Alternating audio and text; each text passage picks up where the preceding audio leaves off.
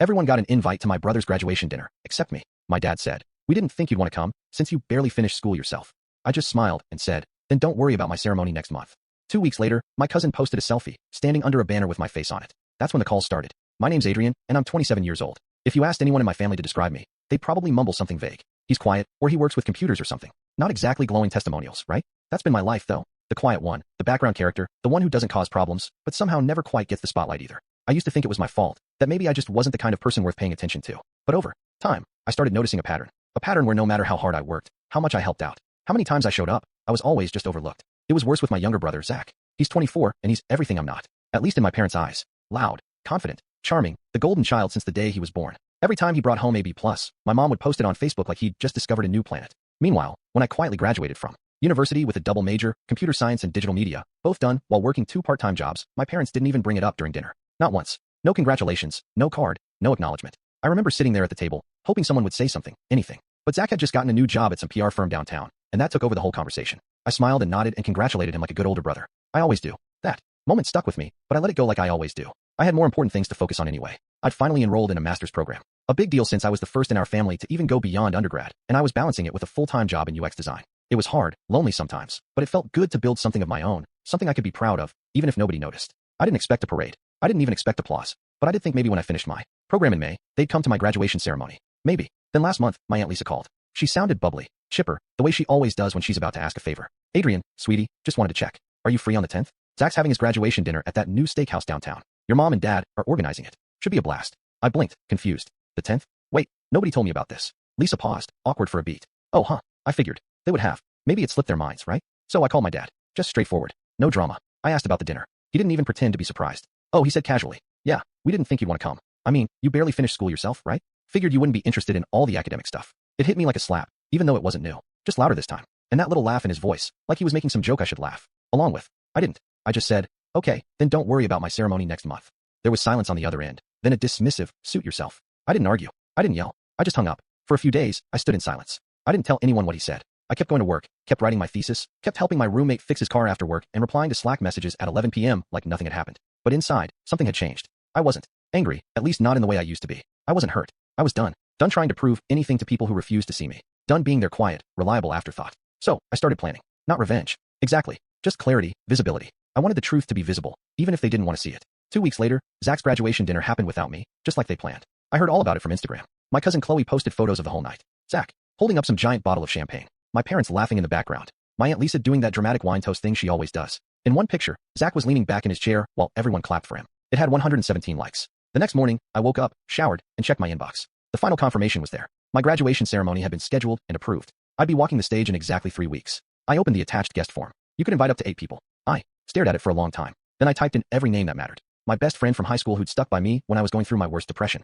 My thesis advisor who had actually read my entire 80-page paper and sent notes with smiley faces in the margins. My roommate who cooked for me during finals week. My neighbor, Mr. Chun, who always asked how my classes were going and actually listened to the answers. I left my parents' names off the list. I didn't tell them. I didn't announce anything. I didn't post a countdown on Facebook or send out a family group text. I just lived my life. Then the day came. It was warm, sunny. The ceremony was held outdoors on the university lawn. There were white folding chairs and bright blue banners with the school's crest. My name was called near the end, and I walked across the stage with my head high and my eyes forward. I didn't look around to see who was or wasn't there. I just smiled, shook hands, and took my diploma. Afterward, we took pictures laughing, sweaty, squinting in the sun. Chloe, my cousin, snapped a selfie with me and uploaded it almost instantly. But she didn't just post the photo. She added a location tag, too, and a caption. Proud of you, Adrian. Finally getting the recognition you deserve. In the background of the picture was a banner, big, blue, and impossible to miss. It was stretched across the brick wall behind the stage and read, "Congratulations, Adrian Singh, Master of Science in UX and Digital Strategy."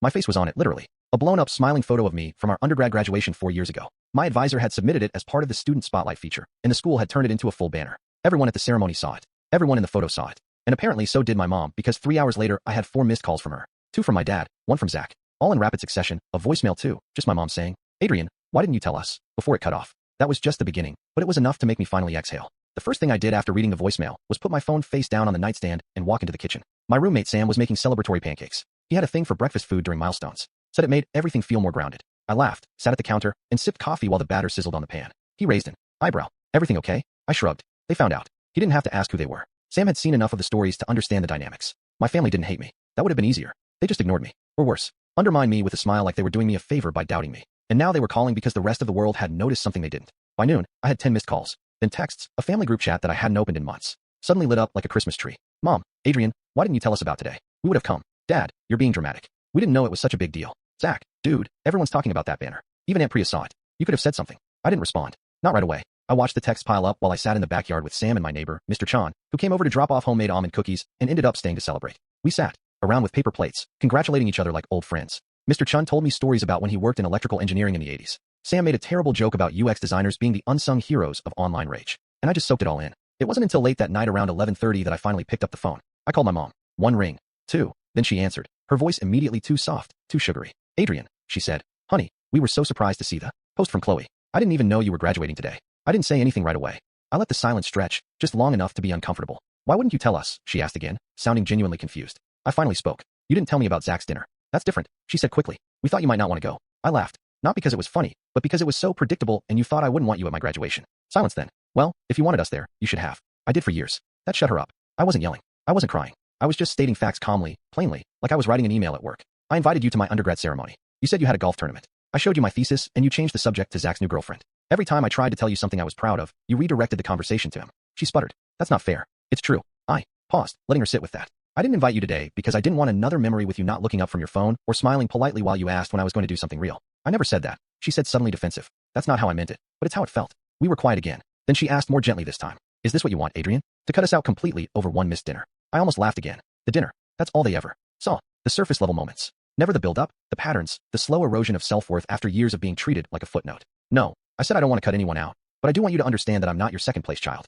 I'm not the understudy in Zach's life story. More silence. Then she muttered. I just wish you would have told us how much it meant to you. I exhaled through my nose. I did. You just didn't listen. I hung up before she could answer. I didn't sleep much that night. Not because I was upset, but because something inside me was shifting. Something that had been twisted and suppressed for years. I wasn't just mad anymore. I wasn't sad. I was free, but I wasn't done. The next morning, I sent out a few emails. Nothing petty, just formal requests. I reached out to the university's digital media department where I'd done my assistantship and asked if they'd be interested in featuring my thesis project, which I'd already gotten attention from a couple tech blogs. They said, yes, of course. Then I asked if they'd consider naming the next graduate student, Grant, after my late grandmother, the only person in my family who'd believed in me unconditionally. She'd passed when I was 16, but I still remembered how she'd tell me. One day, they'll see you. By Thursday, the university social media had posted a photo of me presenting my project. Captioned, alumnist Adrian Singh revolutionizes student UX models. Full spotlight on our site. It got shared hundreds of times, and that's when the calls really started. From family members I hadn't spoken to in years. From cousins who suddenly remembered that I existed. From my mom again, and my dad too. Both alternating between pride and guilt. Trying to find a middle ground where they could pretend they'd supported me all along. I didn't block them.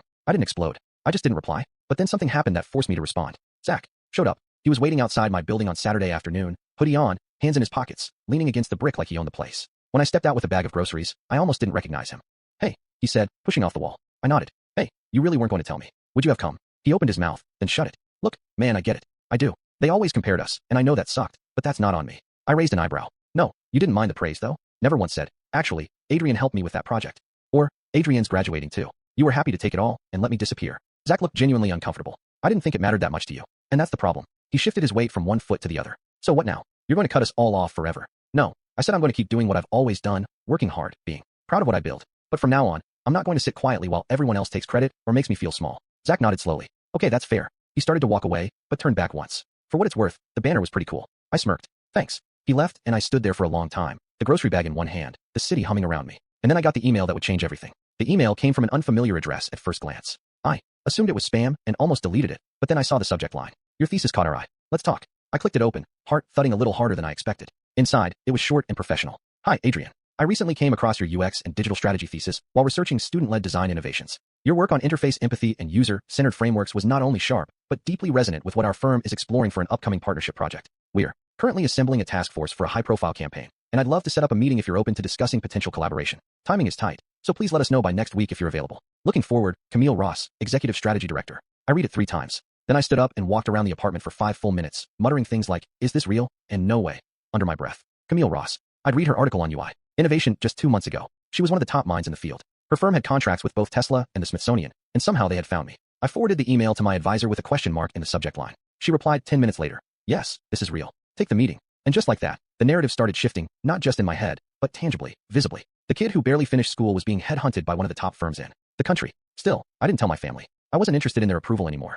I wasn't chasing a pat on the head. This wasn't for them. But of course, the universe has a twisted sense of humor. Because 3 days later, I got a message from my mom. It was a screenshot of my photo, me standing next to Camille, smiling in front of the Future Form logo. The school's media team had posted it on their official LinkedIn. From thesis to thought leader, how Adrian Singh is. Redefining digital empathy. My mom's message said simply, "Why are we finding out about this from the internet?" I didn't reply. Not to that one. But later that night, I got a longer text from my dad. It wasn't angry or dismissive or laced with backhanded compliments like usual. It was apologetic almost. "Son, I think I owe you an apology, maybe more than one. I didn't realize how much I'd overlooked. We were wrong not to be there. I was wrong not to see you for who you are." I stared at the message for a long time, typed out 4 different responses, deleted them all. Then finally, I wrote back, "Thank you for saying that. I'm not angry anymore, but I won't pretend the past didn't happen." He didn't reply. Not that night, not the next morning, but something had shifted. Still, all of that was just the undercurrent because what happened the following weekend brought everything to the surface. It started with an unexpected phone call from Aunt Priya, of all people. She never called ever. She was my dad's older sister, retired now. The type of woman who wore pearls to the grocery store and corrected your grammar mid-sentence. "Adrian," she said curtly, "I think it's time we had a proper conversation."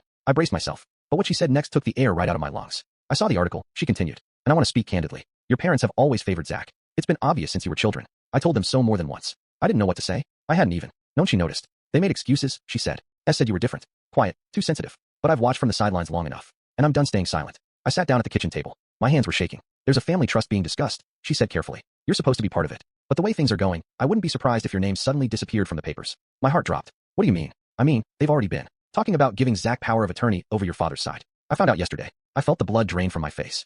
I'd never even heard about this trust before. "I thought you should know," she said. "Because it's not fair and you deserve better." After the call, I sat for a long time with my phone in my hand and my pulse roaring in my ears. All the late nights, the swallowed pain, the years of being sidelined. And now, when I was finally standing tall, they were quietly preparing to erase me again. No, not this time. I opened my laptop and began drafting an email. Not to my parents, not to Zach, to a lawyer. I still hadn't said a word to them about what I knew. I didn't need to, not yet. I wanted to make sure everything was documented, airtight, undeniable, because this time, I wasn't walking away. This time they were going to have to see me. Every part of me, especially the part they tried so hard to ignore. I spent the next week in a haze of legal calls, quiet research, and old emails I never thought I'd need. Again, every Christmas receipt, every screenshot of conversations where I was guilt-tripped into giving Zach money, just for a bit. Every time I paid the property taxes on the lake house that apparently was never going to be in my name, I dug it all up. It was exhausting, infuriating, but also weirdly satisfying. Like every piece of proof made my reality just a little more solid. I wasn't crazy. I wasn't imagining the favoritism. I'd been quietly funding a narrative that painted me as the lesser son. My lawyer, Diane, sharp, calm, and relentless, walked me through every step. "They can't remove you from a trust that includes your name without a challenge," she explained. "But they can try to shift authority, especially if Zach's been named as a future executive or if any part of it wasn't properly updated. You need to get ahead of this." And I did. We filed for full access to the trust records citing financial interest and recent activity that raised red flags. I authorized a full audit which triggered formal notice. To both of my parents. That was when the silence ended. I was at work the next morning when my phone started vibrating every 10 minutes. First my mom, then my dad, then Zach, then a barrage of texts. "Mom, Adrian, what are you doing? You're blowing things out of proportion. Dad, you really got a lawyer involved? Why would you do this to us? Zach, bro, a trust audit? You're making it look like we're criminals." They weren't. Not technically, but they weren't innocent either. Later that night, my mom left a voicemail. Her voice brittle. "We never meant to hurt you, but you have to understand, things were easier with Zach. He needed more. You were always so independent." There it was. The excuse. The thing I'd heard my whole life that because I didn't scream for attention, I didn't need love. That being self-sufficient meant I didn't deserve celebration. That voicemail was the last straw. I didn't reply. Not yet. I waited until Diane's team finished their review. What we found was a tangled mess of estate plans, all drafted hastily over the years, but clear enough in one regard. My grandfather had left equal shares of a future property development to both grandsons. It had sat dormant for years, but recently my father and uncle had begun planning to liquidate the land and had listed Zach as the sole inheritor. I had documentation, I had emails, and now I had leverage. We filed a formal challenge to the title change and sent out cease and desist letters to both my father and uncle regarding any development until the inheritance dispute was resolved. And then I made it public, not in a petty way. I didn't post it all over Facebook or start some more online. Instead, I gave a talk, an invited presentation at the university's upcoming alumni summit. My topic, the cost of being overlooked, personal identity, and professional visibility. It wasn't about revenge. It was about truth. I spoke candidly, not naming names, but telling my story. About the years I spent proving myself to a family that only clapped for one son. About what it meant to constantly earn but never receive. About the strength it took to stop waiting and start acting. There were 200 people in that auditorium. One of them was Chloe, my cousin, who came up to me afterward with tears in her eyes. "I wish I noticed earlier," she said. Another was Aunt Priya. She didn't say anything, just hugged me so tightly I couldn't breathe. A week later, the university's media department published the full transcript. Online. It spread like wildfire through the alumni network. Faculty emailed me. Former classmates shared it. The talk was picked up by a podcast, and then someone forwarded it to my parents. I didn't know they'd listen to it until a Sunday afternoon when I got a knock at my apartment door. I opened it and found my dad standing there, hands in his pockets, looking older than I remembered. My mom was behind him holding a box. They came in, sat quietly on the couch. My roommate, sensing the tension, made himself scarce. For a long moment, no one spoke. Then my dad cleared his throat. "We didn't see things clearly. We see them now." My mom placed the box on the coffee table. Inside were dozens of old photographs, school projects, even some awards I hadn't seen since I was a teenager. "We kept them," she said, "but we never knew how to show we were proud of you." I looked at the box. It didn't fix anything. It didn't erase what happened, but it was something. Then my dad said the thing I never thought I'd hear. "We're putting everything on hold. The trust, the sale, until this is resolved the right way. I nodded. That's all I ever wanted. It wasn't a fairy tale ending. It wasn't perfect. There was no sweeping apology that fixed decades of erasure. But there was acknowledgement. There was movement. And there was finally equity. The audit concluded in my favor. The trust was amended to reflect the original intent, equal shares. I opted to invest mine into a new foundation supporting first-gen students pursuing design. I named it after my grandmother. Zach and I aren't close. We probably never will be. But he sent a donation to the foundation without saying a word. And that somehow meant more than any phone call. My parents didn't suddenly transform, but they started showing up quietly, authentically. And me, I moved forward, not with bitterness, but with clarity. Because sometimes the real revenge isn't shouting louder. It's being undeniable. It's becoming so visible that they can never again pretend you weren't there. And that's exactly what I